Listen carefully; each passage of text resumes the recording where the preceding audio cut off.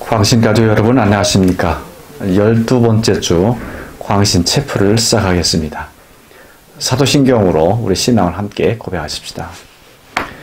전능하사 천지를 만드신 하나님 아버지를 내가 믿사오며 그 외아들 우리 주 예수 그리스도를 믿사오니 이는 성령으로 잉태하사 동정녀 마리아에게 나시고 본디오 빌라도에게 고난을 받으사 십자가에 못 박혀 죽으시고 장사한 지 사흘 만에 죽은 자 가운데서 다시 살아나시며 하늘에 오르사 전능하신 하나님 우편에 앉아 계시다가 저리로서 산자와 죽은 자를 심판하러 오시리라.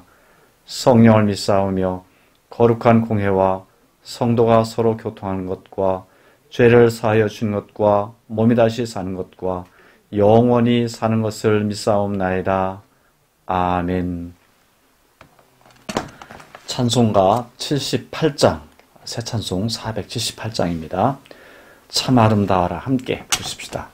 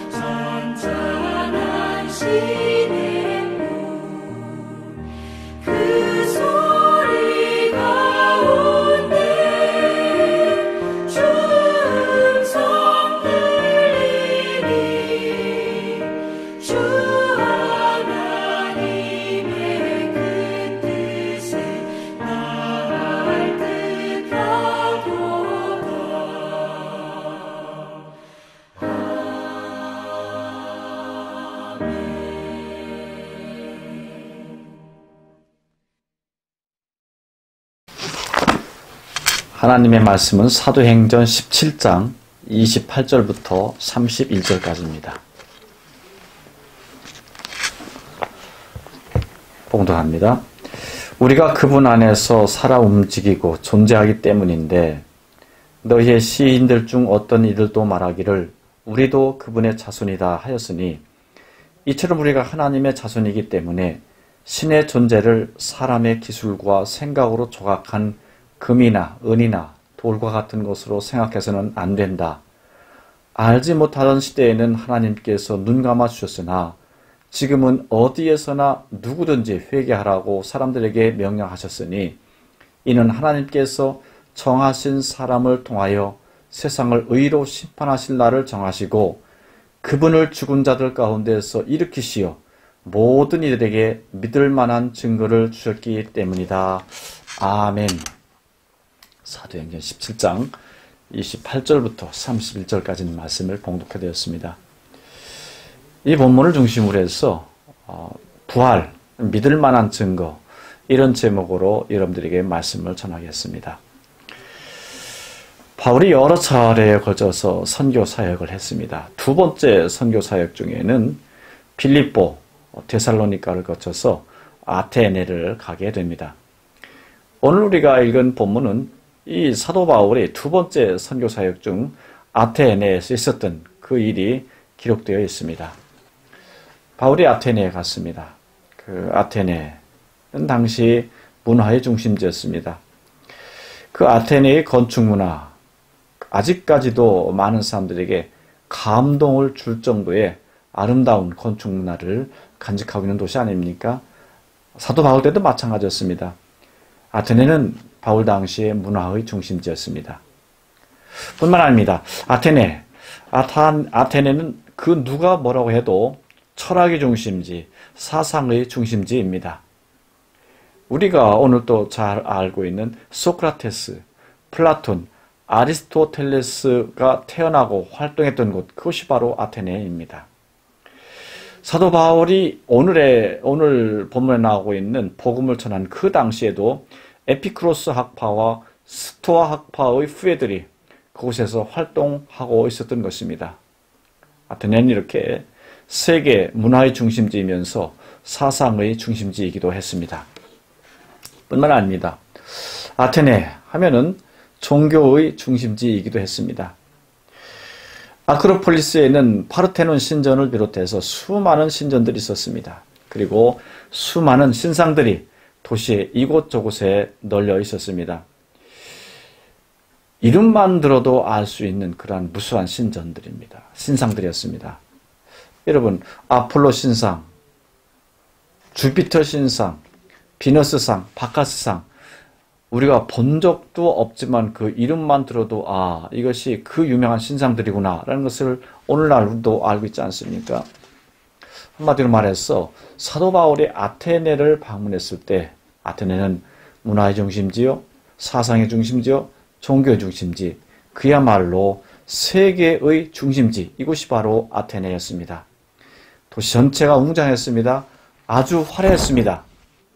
그러나 사도 바울의 관심사는 이곳에 있지 않았습니다. 사도 바울의 눈에는 그 웅장한 건물들, 그 다음에 이 사도 바울의 귀에는 그 아테네시에서 들려오던 에피쿠로스 학파와 스토 학파 후예들의 가르침, 이것이 귀에 들어오지 않았습니다. 바울의 눈에 띈 것은 수많은 우상들, 그 중에서도 심지어 알지 못하는 신에게, 알지 못하는 신을 위한 제단, 이 제단이 그의 눈에 들어왔던 것입니다. 이 23절에 나오고 있는 알지 못하는 신, 이 알지 못하는 신을 위한 제단은 아마 이 오늘날 코로나19가 유행하듯이 그때 당시에 아테네에도 유행병이 아마 있었던 것 같습니다. 전염병이 있었던 것 같아요. 그 아테네를 뒤에 덮었던 이 질병을 퇴치한 이후에 아테네 사람들은 그들이 섬기는 신들에게 감사의 제물을 드렸다고 합니다. 그런데 신들이 얼마나 많았던지 혹시라도 빠진 신이 있을까? 그래서 이 아테네 시민들의 감사를 받지 못한 신이 있으면은 또다시 이런 질병을 우리에게 주지 않을까? 그런 두려운 마음에 알지 못하는 신을 만들고 그 알지 못하는 신들에게 제사를 드렸다고 합니다. 아마 그 제단이 바울이 방문했을 때까지 계속 있었던 것 같아요. 수많은 신상들, 그 신상들을 섬기는 수많은 신전들 뿐만 아니라 심지어는 본문 23절에 나오고 있는 것처럼 알지 못하는 신, 그리고 그 알지 못하는 신에게 제사를 드리는 그 제단, 이 모습을 바라보면서 바울은 어떤 심정이었을까요? 16절에 보면은 바울은 격분했다 그랬습니다. 이 사도행전 17장 16절에 나오는 격분하다라는 말은 이게 보통 인간의 감정을 표현하는 그 이상의 말입니다. 이 원래 격분하다는 말은 의학 용어였다고 합니다. 졸도하다, 간질로 발작을 일으키다 라는 것을 표현할 때에 본문에 나오고 있는 그 단어를 사용했다고 합니다. 이 단어가 나중에 일상 용어로 전용되어서 사람들이 화가 났을 때, 분노했을 때 그 표현하는 말로 사용했다고 합니다. 그런데 이 말이 70인경에서는 신학적인 용어로 사용합니다. 여러분 출애굽기 32장에 보면은 이런 사건이 소개되고 있죠. 모세가 지금 시내산에 올라가서 하나님께서 주시는 법을 그렇게 받고 있습니다. 그 모세가 내려오는 것이 좀 늦어지니까 산 아래 기다리고 있던 백성들은 어떻게 했나요? 아론을 중심으로 해서 금붙이를 모아다가 금송아지를 만들어 놓고, 자 봐라, 이 금송아지가 우리를 애굽에서 인도하여 낸 신이다. 그러면서 그 금송아지에게 제사를 드리고 먹고 마시고 뛰놀지 않았습니까? 이 모습을 바라보면서 하나님께서 이렇게 말씀하십니다. 내가 그들에게 진노하여 그들을 소멸하고 너를 큰 민족으로 만들겠다. 출애굽기 32장 10절에 있는 말씀입니다. 이때 진노라는 말을 사용하고 있지 않습니까? 이때 70인경에서 이 진노라는 말이 이 오늘 본문 17장 16절에 나온 말입니다. 바울은 심지어는 알지 못하는 신에게 라는 그 신을 만들어 놓고 그 신상을 위해서 또 제단을 만들고 그 제사 드리는 그러한 모습을 보면서 바로 이런 분노를 갖게 되었다. 사람들이 일상적인 생활 속에서 뭔가 마음에 들지 않았기 때문에, 불편하기 때문에 일으키는 불편한 감정, 이런 화가 아니라 이것은 거룩한 분노였습니다. 신적인 분노, 거룩한 분노였습니다. 하나님께서 그의 백성이 하나님이 아닌 우상을 섬기는 모습을 바라보면서 느꼈던 그런 마음, 그 마음을 사도 바울이 갖게 되었다. 그런 마음입니다. 한편으로는 분노하는 마음이면서 또 한편으로는 안타까워하는 마음이 아니었겠습니까? 왜 그랬을까요? 아테네가 얼마나 웅장하고 얼마나 화려했습니까? 그러나 그 웅장함과 화려함의 저변에 흐르고 있는 죽음의 물결을 바울은 보았기 때문입니다. 그렇기 때문에 그 모습을 보고 분노했다. 그랬습니다. 이것이 사도 바울이 오늘 우리가 살펴보려 하는 이 복음을 선포하는 배경입니다. 이런 배경 가운데서 사도 바울은 복음을 선포했습니다. 자, 여러분, 사도 바울이 선포한 복음, 그 복음의 핵심이 무엇이었습니까? 부활입니다. 예수, 그는 죽은 자 가운데서 다시 살아나셨다. 하나님 아버지께서 그의 아들 예수 그리스도를 죽은 자 가운데서 다시 살리셨다. 이 부활의 복음을 전했던 것입니다. 32절과 또 오늘 우리가 읽은 본문에도 보면은 바울이 전한 복음은 바로 이 부활의 복음이었습니다. 그러면서 31절에서 이런 말씀을 하고 있죠. 우리 31절의 말씀을 다시 한번 볼까요? 사도행전 17장 31절입니다. 바울은 부활의 복음을 전하면서 이 부활에 대해서 이렇게 말하고 있습니다. 하나님께서 정하신 사람을 통하여 세상을 의로 심판하실 날을 정하시고 그분을 죽은 자들 가운데서 일으키시어 모든 이들에게 믿을 만한 증거를 주셨기 때문이다. 여러분, 여기 부활과 함께 믿을 만한 증거라는 말이 나오는 것을 보게 됩니다. 자, 부활. 이 부활은 믿을 만한 증거다. 예수 그리스도의 부활은 믿을 만한 증거이다. 도대체 무엇을 위한 믿을 만한 증거이냐? 무엇에 대한 믿을 만한 증거인가? 오늘 여러 가지를 바울은 말하고 있습니다. 그 중에서 우리 24절의 말씀을 다시 한번 보십시다. 우주와 그 안에 있는 모든 것들을 창조하신 하나님께서는 하늘과 땅의 주님이시므로 손으로 지은 신전들에 계시지 않으시고라는 말씀이 나오고 있습니다. 예수 그리스도의 부활은 믿을 만한 증거인데 24절에 보니까 무엇에 대한 믿을 만한 증거인가? 하나님, 그분이 바로 창조주이시다. 하나님이 창조주이시다. 하나님이 창조주이신 것에 대한 믿을 만한 증거, 이것이 바로 예수 그리스도의 부활이다. 이렇게 말씀하고 있습니다. 창조주 하나님, 예수 그리스도의 부활은 창조주 하나님에 대한 믿을 만한 증거다. 이런 말씀이기도 합니다. 당시 아직도 이 아테네 시를 이렇게 다스렸던 아주 중요한 사상들이 있었잖아요. 에피쿠로스 학파에 속한 사람들은 신은 없다. 그렇기 때문에 세상은 우연히 만들어졌다. 이렇게 말을 합니다. 스토아 학파는 뭐라고 말합니까? 신은 있지만 그러나 모든 자연 속에 존재하고 있다. 모든 자연 만물이 신이지 신이 자연을 만들진 않았다. 그렇게 범신론을 주장하기도 했습니다. 자, 그리고 아테네 시민들은 어떻게 했나요?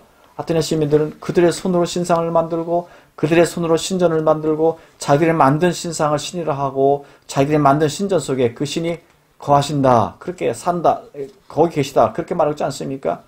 심지어는 알지 못하는 신을 만들고 그 알지 못하는 신을 위한 제단을 만들고 알지 못하는 신을 위한 신전까지 그렇게 만들어 놓고 섬기지 않았습니까? 이런 상황 가운데서 사도 바울이 하나님이 창조주시다, 하나님이 창조주시다, 하나님께서 천지 만물을 만드셨고 그 하나님께서 우리를 만드셨으니 우리는 그 하나님의 자녀이다. 그리고 그 하나님께서, 창조주 하나님, 우리를 만드신 하나님, 우리의 아버지이신 하나님, 그 하나님께서 예수 그리스도를 죽은 자 가운데에서 살리셨다.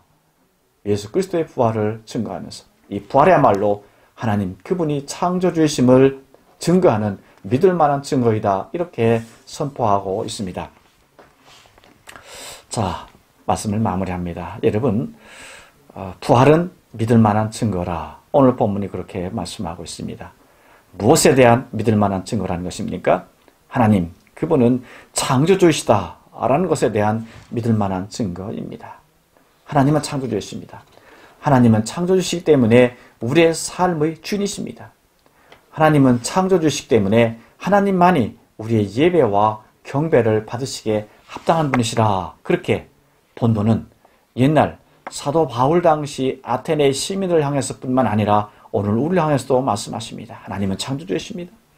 창조주시기 때문에 우리의 주인이십니다. 우리의 예배와 우리의 경배를 받으시기에 합당한 분이십니다.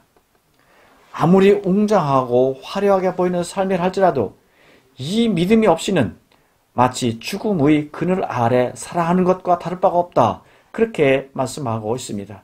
설령 우리의 삶이 남들이 보기에, 세상의 눈으로 보기에 아무리 초라하게 보인다 해도 그럼에도 불구하고 예수 그리스도의 부활, 이 부활은 하나님 아버지가 창조주이심을 드러내는 믿을 만한 증거다. 이런 믿음 가운데 살아간다면 그 삶이야말로 아무런 부족함이 없는 가장 복된 삶인 것을 오늘 본문이 말하고 있습니다. 다윗은 이렇게 고백합니다. 여호와는 나의 목자시니 내게 부족함이 없으리로다. 그렇게 고백하고 있지 않습니까? 오늘 우리는 이렇게 고백하며 살아가십시다. 예수 그리스도의 부활, 예수 그리스도의 부활은 하나님 그분은 창조주심을 증거하는 믿을 만한 증거이다. 하나님이 창조주심을 내가 믿고 살아갈 때에 나에게 아무 부족함이 없다. 이런 고백이 우리 모두에게 있기를 주님의 이름으로 축원합니다. 주기도문으로 함께 하십시다. 하늘에 계신 우리 아버지여, 이름이 거룩히 여김을 받으시오며 나라의 마옵시며 뜻이 하늘에서 이룬 것 같이 땅에서도 이루어지리다. 오늘날 우리에게 일용할 양식을 주옵시고 우리가 우리에게 죄 지은 자를 사하여 같이 우리 죄를 사하여 주옵시고 우리를 시험에 들게 하지 마옵시며 다만 악에서 구하옵소서. 대개 나라와 권세와 영광의 아버지께 영원히 싸움나이다. 아멘.